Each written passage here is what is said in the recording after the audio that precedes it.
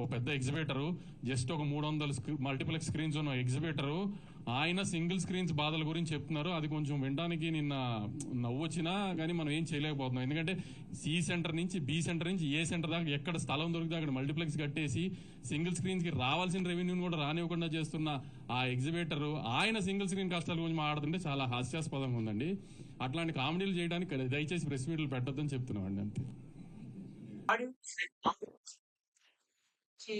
Sir, audience కి నిజంగా మీరు థియేటర్ కి తీసుకురావాలి అనుకుంటే ఒక రూ. 50 100 మేము తెచ్చే థియేటర్ రెంట్ కంటే మీరు అమ్మే రూ. 500 కనుక ఎక్కువ పడిపడుతున్నారు. ఆ ఎఫ్ఎఫ్బిని తగ్గించండి ఫస్ట్.